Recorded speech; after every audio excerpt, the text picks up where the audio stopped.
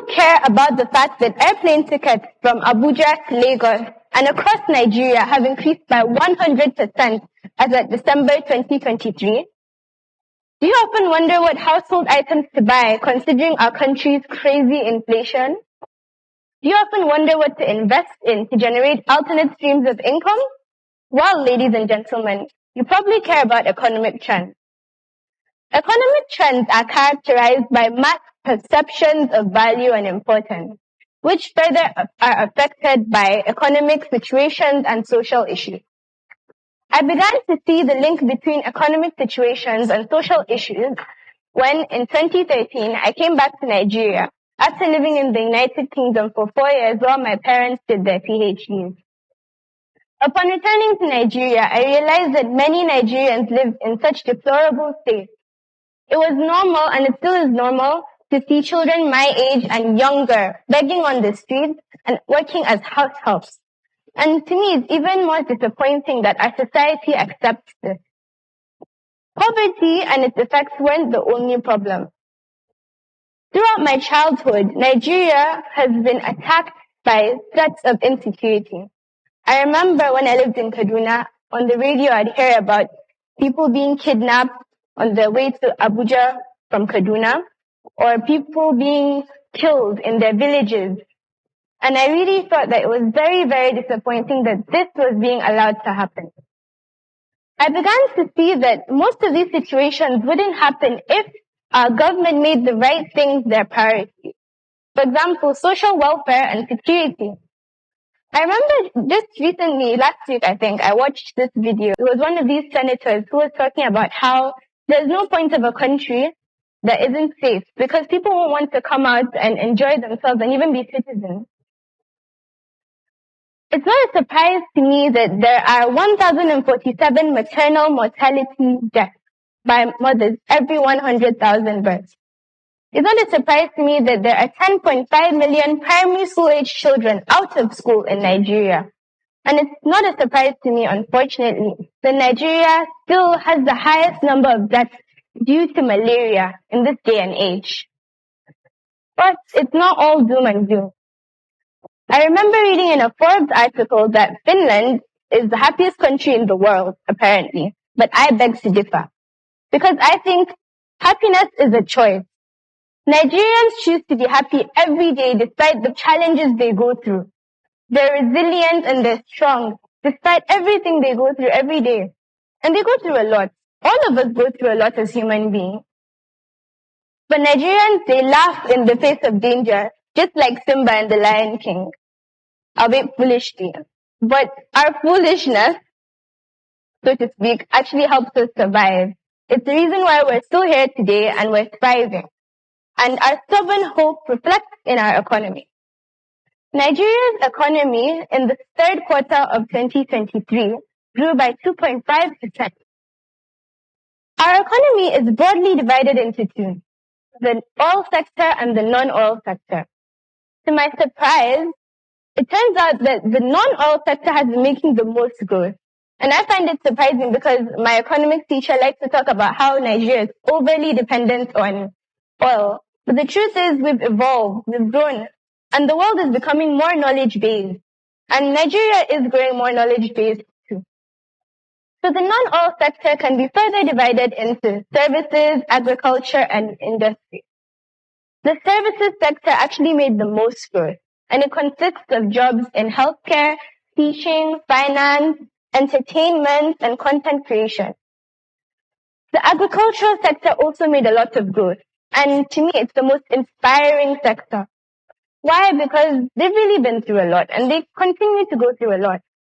Last year, our agricultural sector faced climate change in the form of flooding, and I saw it with my own eyes when I was traveling in the Northeast. States like Jigawa, Kogi, and Anambra were heavily hit. The agricultural sector is also heavily impacted by insecurity, as farmers often get kidnapped or harassed when they go to their farms. The industrial sector also made large strides, and it consists of jobs in manufacturing, food and beverage production, and so on. However, it didn't do as well as the other sectors because it was heavily affected by two policies. The first one being the Naira redesign policy, which caused a cash crunch, as you can all remember, when we were lining up to get money from ATM banks. And even that money was limited, the money we were able to withdraw. They were also affected by the removal of the petrol subsidy. Now, why the removal of the petrol subsidy was so detrimental was because every company that produces things relies on transportation. There's no point creating products that cannot be transported to the consumers, right? Like, we need them in different locations. So that's why we need transportation. So transportation costs also went up. So as you can see, despite everything that's been happening, the Nigerian economy continues to thrive. So I'm sure at this point you're probably wondering, what do we have to do with all of this information? What do we possibly have to gain from this? The answer to me is very simple. Opportunity. I like to think of opportunities as problems. I like to think of problems as opportunities for positive change. The knowledge of a problem helps us understand how to address that problem better and how to even gain from addressing that problem. So many businesses are based upon the solving of problems. So for example, now that we know that petrol prices are very high, it's a good time to invest in non-petrol alternatives. So we can use electric cars, for instance. In fact, Borno State has rolled out so many electric taxis and buses for the use of the citizens. We can also use solar-powered inverters instead of petrol and generators in our industry. Now that we know that the services sector is also doing very, very well, it means it's a good time for us to start up our own businesses that specialize in services or simply invest. So, for example, you can invest in banks and insurance companies because every business relies on loans or money from banks.